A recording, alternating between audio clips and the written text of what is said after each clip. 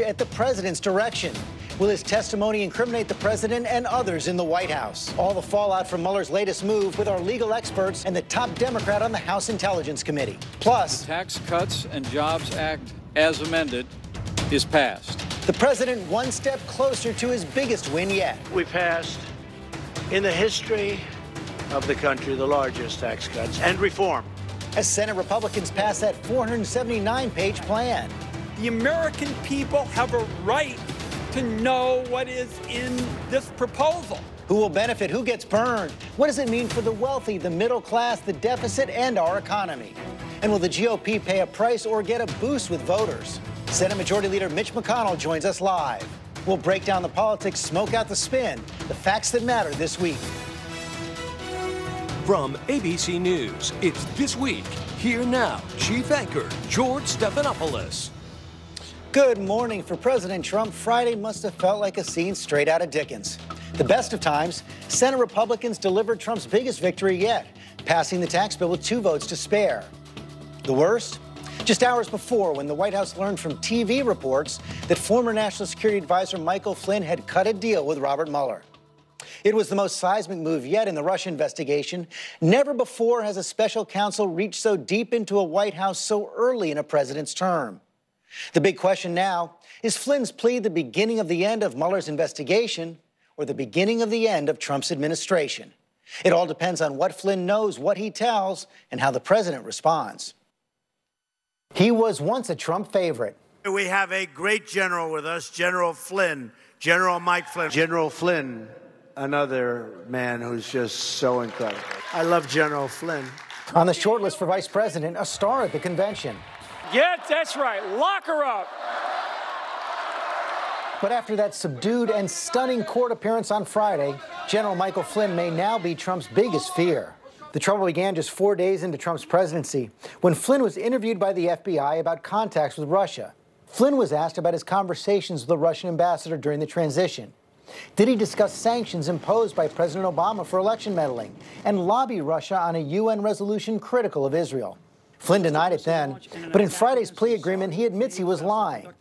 And according to court documents, Flynn coordinated those contacts with others on the transition team, getting direction at one point from a very senior member, identified by ABC News as the president's son-in-law, Jared Kushner. Overnight, the New York Times reported that it wasn't just Kushner. K.T. McFarland, Reince Priebus, Steve Bannon, Sean Spicer, and Tom Bossert among those on the president's transition team who knew about Flynn's outreach to Russia, according to emails obtained by the Times. But did Trump himself know? Did he direct Flynn to have those contacts with the Russian ambassador? Back in February, the president denied it. No, I didn't direct him, but I would have directed him if he didn't do it, okay? Will Flynn contradict the president? And if there was nothing wrong with Flynn's contacts, why did he lie about them to the FBI? Just 2 of the key questions yet to be answered. Number 3, did Flynn promise incriminating information on President Trump or others in Trump's inner circle? How much does he know about other contacts between Trump's team and Russia, especially during the campaign? And why was the president so reluctant to fire Flynn and seemingly trying to protect him? Just 2 days after Flynn's January interview with the FBI, Acting Attorney General Sally Yates warned the White House that Flynn was vulnerable to Russian blackmail. Despite that warning, Trump did not fire Flynn for another 18 days. At the time, the White House said Flynn was fired for lying to the vice president, who repeated those lies in public.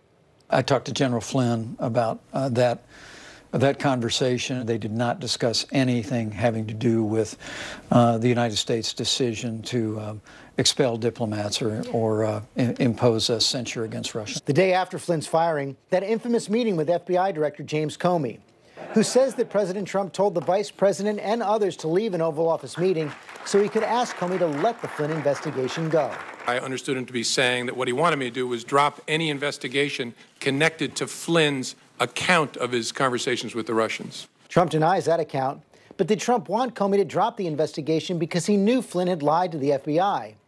Just yesterday, Trump appeared to say yes. Here was the tweet. I had to fire General Flynn because he lied to the vice president and the FBI. So let's talk about this now with two legal experts, former Attorney General Michael Mukasey, also our chief legal analyst Dan Abrams. And I take it we were just talking before as you were watching the piece. You both agree that this tweet in and of itself not that damaging? No, I don't think that this is going to be a huge piece in the investigation. In fact, I don't think the president's tweets in general are going to be a particularly important focus. I mean, when you're coming on the heels of this deal with Michael Flynn, the two things that they're focusing on, I don't think is what happened in the transition, which is what the plea is about. It's about what happened during the campaign, and it's about what happened after that in terms of possible obstruction of justice. And I think those are going to be the two focus points. And you're a former prosecutor as well, General Mukasey. When you saw that plea agreement, relatively narrow plea agreement, what did you make of it? What I made of it is that a lot of the heavy breathing and a lot of the speculation is completely unwarranted. That plea agreement does not, to me, indicate that there's very much else there. When you have a witness who can put other people into criminal behavior, you can do one of two things. You can either immunize them if they're not willing to disclose their information. You can either give them immunity, in which case they have to testify truthfully, or else if they don't testify, they go to jail for contempt. If they testify falsely, they go to jail for perjury. Or else you can make them plead guilty to participating in the same criminal conduct that you're trying to prove up against the other people you're after, because that's the most convincing evidence of the existence of the conspiracy. Neither one of them is true. We've thought that Robert Mueller could have gotten Michael Flynn on several other counts, not reported. That's right. He made that clear in the document. So didn't he have to get something significant in return? No, not necessarily. I think that's a very generous way to view it. The bottom line is, if you take this out of this investigation and just put it into the context of any investigation like this, Flynn is considered the smaller fish who they're cutting a deal with to potentially testify against bigger fish, period. And, you know, you can hope that he won't have anything else, but he did offer a proffer. He basically told them, here's what I can give you. And they thought to themselves, this is important enough for us to cut a deal on a small fry indictment here. 6 months in jail. Yeah, please. With all due respect, that's completely speculative.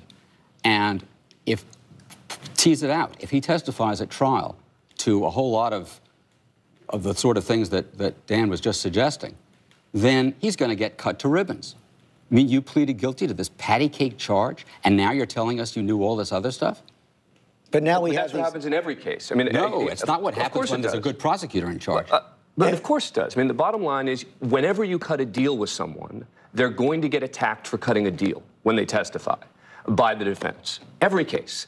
And so to suggest that, oh, he's going to get attacked because he cut a deal on a small fry plea, yeah, that's what happens. He's not protected under the terms of this agreement. He's not protected against anything other than what he pleaded guilty to. So he's still got a Fifth Amendment right with respect to everything that took place during the campaign. But that means Robert Mueller has leverage over him, doesn't it? No. He could come back with other charges. He can come back with other charges, sure. But what's the point of simply taking a plea when you can go back with other charges? So if you think this is not that big a deal, how do you answer that threshold question? Why would Michael Flynn lie to the FBI? That is the question. And understand, he was being investigated by the FBI before the change in administrations. He's being investigated by the FBI, or being questioned by the FBI. But he lied about these contacts. Understood. But he's being questioned by the FBI before the change in administrations, when the FBI is still under the direction of the Obama administration. I don't know what he thought was going on at the time, but there are people in this world who would lie when the truth would do. We've all encountered them. And this looks very much like one of those cases. Dan, it certainly seems from the agreement that Robert Mueller has Jared Kushner in his sights.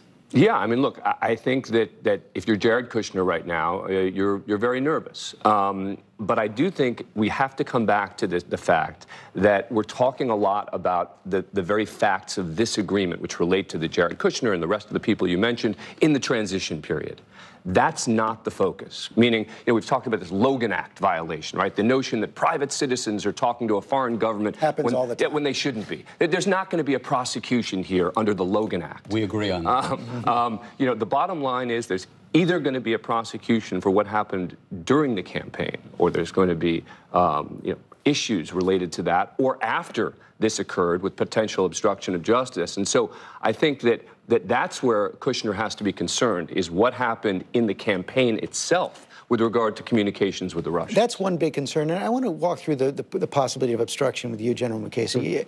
So the White House knows that Flynn is vulnerable to blackmail. Right. Take 18 days to fire him. The day after he's fired, the president meets with James Comey and says, I hope you can let this go, according to Comey. That on its face is not a problem to you? No, for numerous reasons. Number one, Comey's not the guy who decides whether charges are going to be brought. That's decided by a prosecutor. I understand that Comey's got a history of telling people that charges aren't going to be brought with Mrs. Clinton, but that's not his function.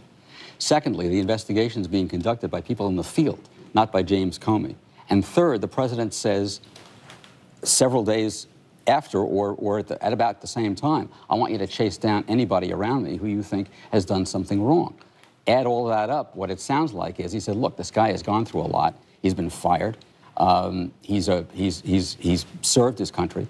Give him a break. The notion that Trump knew and was thinking, oh, well, Comey doesn't make the decisions about the FBI and it's the people in the field, I think presumes a level of knowledge and awareness about exactly what the role of the FBI was in the context of this that maybe didn't exist at the time. This was, if it's true, this is the president talking to the guy he thinks is running the investigation about what he hopes will happen. Whether that's a crime or not is a separate question. But the notion that, oh, well, he would know that Comey isn't the one making the decision to me is, you know. No, I'm not suggesting he would know. I'm suggesting that it's not obstruction because Comey doesn't make the decision. I agree. He probably didn't know. And if there is obstruction, by the way, I think it won't just be Comey. It'll be piecing together. It'll be a pattern of behavior. Exactly. And that would be part of the reason they've cut these deals. Thank you both very much. Let's bring this now to Congressman Adam Schiff, the top Democrat on the House Intelligence Committee. Congressman Schiff, thank you for joining us again. You just heard the discussion here with General Mukasey and Dan Abrams. You've been following this for quite some time, investigating it on the House Intelligence Committee. Were you surprised by the plea deal on Friday? I wasn't surprised by the plea deal. The fact, though, that it was cabined to one offense with essentially multiple lies in that one offense does tell me as a former prosecutor that given the much broader universe of potential liability here, that Bob Mueller must have concluded that he was getting a lot of value in terms of General Flynn's cooperation. General Flynn, obviously not a minor character here. So I think this is very significant. I think the fact that in his factual basis for the plea, he sets out that he wasn't acting as a rogue agent, that in fact, he was acting with the knowledge and at the direction of people who were senior members of the transition team, I think probably all of which ultimately ended up in the administration, is very significant. And I think it indicates, to me at least, that this is not the end of it by any means. What about that tweet yesterday from the president, who we now have been told that, according to the White House, it was drafted by his attorney, John Dowd, not the president, but the tweet right now still stands?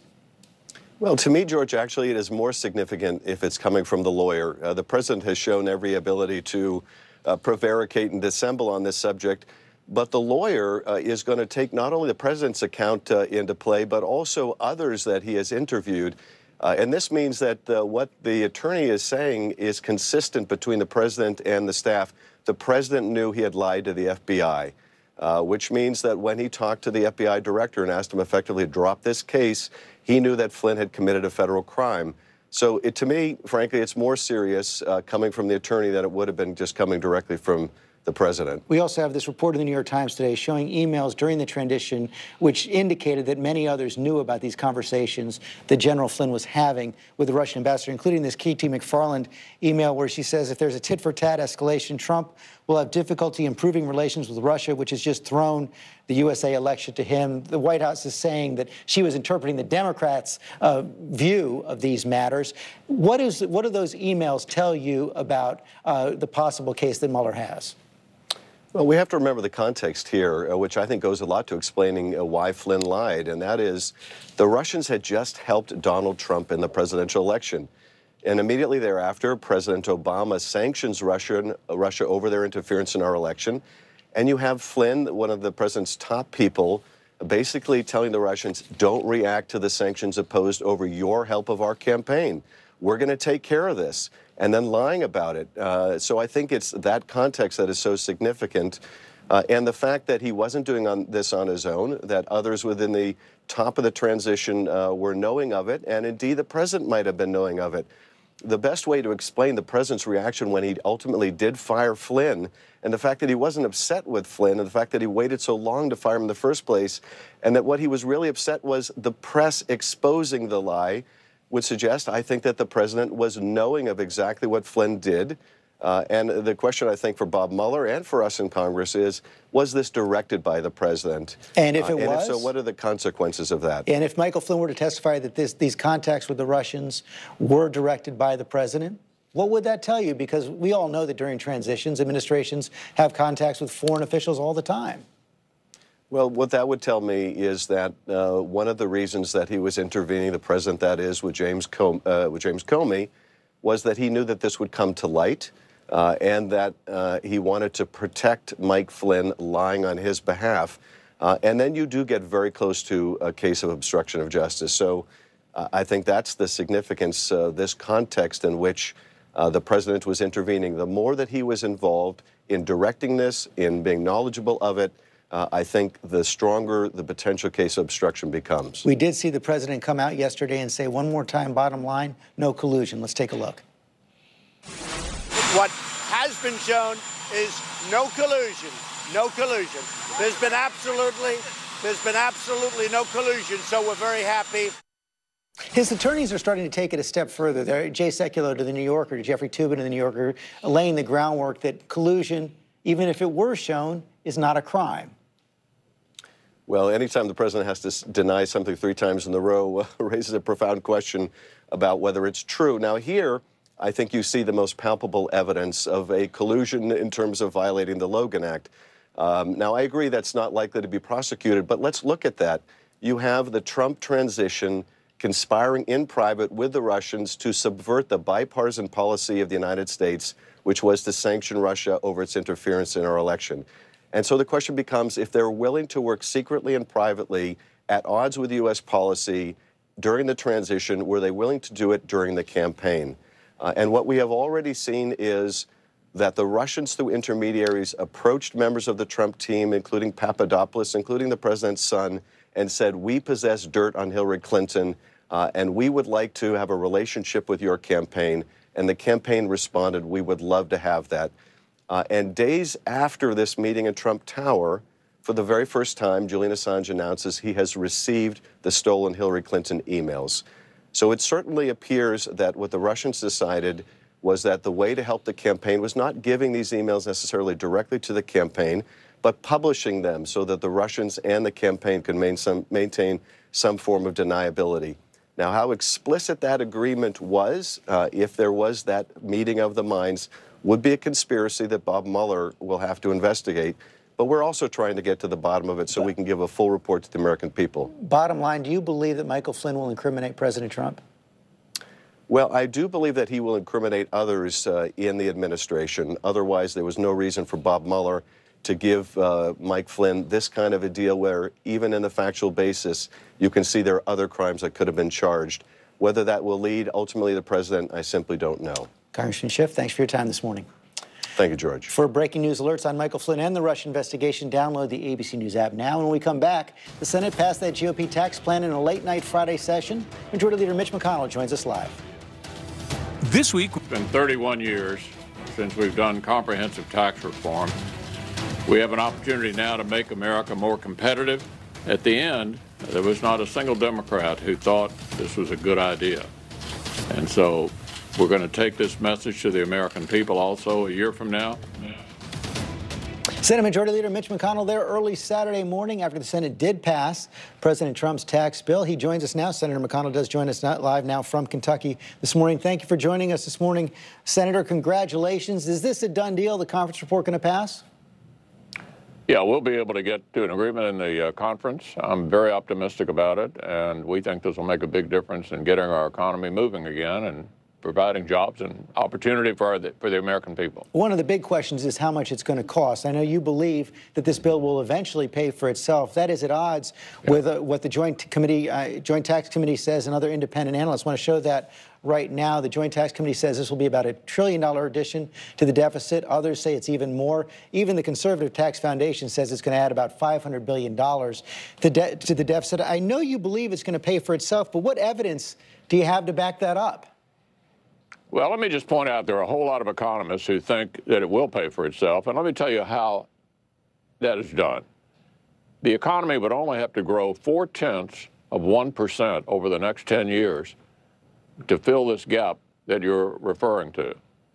That's not a dramatic improvement. We think you're going to get a lot more growth than that. So I'm confident this is not only revenue neutral to the government, but actually is very likely to be a revenue producer. Well, that may be your confidence, but it also may be misplaced. You know, we've seen those independent analysts. We've seen the official scorekeeper for the Congress, the Joint Committee on Taxation, say it's going to add to it. So what if you're wrong? Well, look, I don't think we are wrong. And even Senator Corker, who ended up in the end being somewhat skeptical along the lines that you're talking about, had originally agreed to a budget with a $1.5 trillion deficit over 10 years. But he was also convinced that a 4% growth rate was pretty darn achievable, particularly when you consider the way we are incentivizing businesses to grow and expand. And we also, by the way, are doing a lot to keep our jobs from going overseas by making sure the business tax rates are competitive in this global economy. And of course, we didn't leave behind the middle class either. The average tax-paying family is going to get a $2,200 tax cut. We doubled the standard deduction. We increased the child care credit. This is very much oriented toward not only middle-class tax relief, but also making sure our jobs are still here and their jobs are in the United States rather than somewhere else. Except, as you know, Senator, many of those individual tax cuts expire after several years. Well, that'll depend on what the Congress decides to do 6 years from now. Many of these tax relief measures, in my judgment, if they're still Republican government, will be extended. But if that happens, then the cost is even higher. As you know, the Democrats also hitting you on the process. I want to show this video that went viral over the weekend from Senator John Tester of Montana. It's the night we're going to be voting on the tax bill. I just got the tax bill 25 minutes ago. This is the tax bill. See how thick it is? Here's the modifications that are in it. I can read one word. It's called add this language. Can you tell me what that word is? If you can, you got better eyes than me. Do you know the answer to that, Senator? And do you even know who wrote that addition to the bill? Look, if the Democrats were going to disqualify senators from voting on a bill that had some minor insertions, none of them would have been able to vote on the bill, because this is fairly often the case. There's no hide the ball here. This is an open process. The vast majority of the bill has been online for 2 weeks. There were always, in big bills like this, some last-minute adjustments, some of them done actually by hand. There were no hearings on the bill. Oh, yeah, there were tons of hearings, over and over and over. The Democrats went to them. The Democrats had the opportunity to offer amendments in committee. They had an opportunity to offer amendments on the floor. For example, they were complaining about our repealing the individual mandate in Obamacare in this bill, but none of them offered an amendment to take it out. They had plenty of opportunity. They decided it was important to them politically to oppose this tax measure and take that to the American people, and we're prepared to do that. You're prepared because we think the country's been underperforming, and we believe this will get the country performing better, providing jobs and opportunity for vast numbers of people who've been displaced during the Obama years. You may be prepared to do that, but as you know, right now the bill is tremendously unpopular. It's underwater. You've warned in the past against single-party bills and the damage they can do to a party. You warned about it in Obamacare. We saw that for the Democrats. After they passed Obamacare, they got wiped out in the 2010 elections. Aren't you concerned that could happen to you in the midterms? Well, look, we're trying to do what we think is important to the country, for the country. A combination of regulatory relief, which the administration's already been doing in a significant way, backed up by this kind of comprehensive tax reform, we think will produce results that we will certainly be able to talk to the American people about in the fall of 2018 and in 2020 as well. So no concerns at all. One final question on this. Senator Collins, as you know, Senator Collins did vote for the bill. She said that she was assured there would be both no Medicare cuts and then she would get other health care bills that she supports, including that Alexander Murray bill passed as well. Are you confident that those bills will pass, and must they pass first before you're guaranteed of Senator Collins' vote? Well, she can speak for herself, but I've committed to Senator Collins to offer Alexander Murray and another bill that she and Senator Nelson from Florida are offering to one of these year-end bills that we'll be doing in the next couple of weeks. The president is committed to signing it, and we intend to keep our commitment. Let's talk about those bills coming up. The government, as you know, runs out of money this Friday. Democrats, a growing number of Democrats, saying they're not going to agree to a deal to keep the government open unless the children of undocumented immigrants are protected. Are we headed for a shutdown?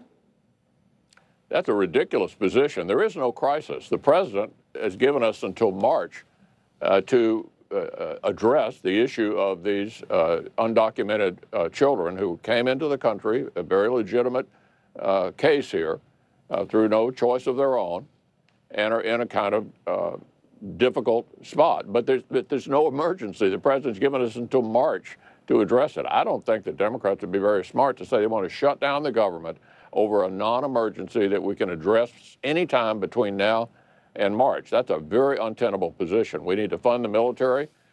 We need to make sure the children's health insurance program, which is expiring, gets handled before the end of the year. We have another supplemental for Puerto Rico and for Florida and for Texas. All of that will be in this package that we'll be dealing with at some point here in the next couple of weeks. I can't imagine that they'd want to shut down the government over an issue that's not an emergency. Well, Republicans have a majority in the House and the Senate. Can you pass a government? Can you keep the government open on your own? Look, there's not going to be a government shutdown. It's just not going to happen. Okay, we'll take it to the bank. Let's see if that happens over the next couple of weeks. I want to switch subjects and talk more now about this plea agreement we saw from Michael Flynn on Friday. You heard Congressman Adam Schiff say that he believes the fact of that deal shows that Mueller has information that will incriminate, at minimum, others in the White House. What's your read of it? Well, look, the Russia investigation in the Senate is being handled by the Senate Intelligence Committee, and there are developments obviously going on through the special counsel's office. You just spent a whole segment talking about them. I'm not sure I have much to add, but from a Senate point of view, we've got so far a bipartisan investigation of what may or may not have happened during the campaign, the Russia investigation handled by Senator Burr and Senator Warner of Virginia, and we look forward to getting their report. Several reports that President Trump has been upset with the Senate investigation, called you and other senators trying to get it ended as quickly as possible, trying to curtail it. Senator Dianne Feinstein, Democratic Senator Dianne Feinstein, said this is inappropriate interference in your investigation. What did the president say to you about this, and how did you respond? Well, I don't think the president said anything to me on this subject that I considered inappropriate. So I have no criticism of the conversations that we may have had about this or other issues. He hasn't said anything to me that I thought was inappropriate. Has he tried and the investigations going forward in the Senate on a bipartisan basis, that's the way I felt we ought to handle this, and I think Senator Burr and Senator Warner are doing just fine. So the president has not tried to curtail this investigation? He has not said anything to me that I think is inappropriate. Next week, we have that special election in Alabama. Roy Moore, who you believe should step aside, the Republican candidate. You've said you believe his accusers. If he wins, will you insist on referring his case to the Senate Ethics Committee?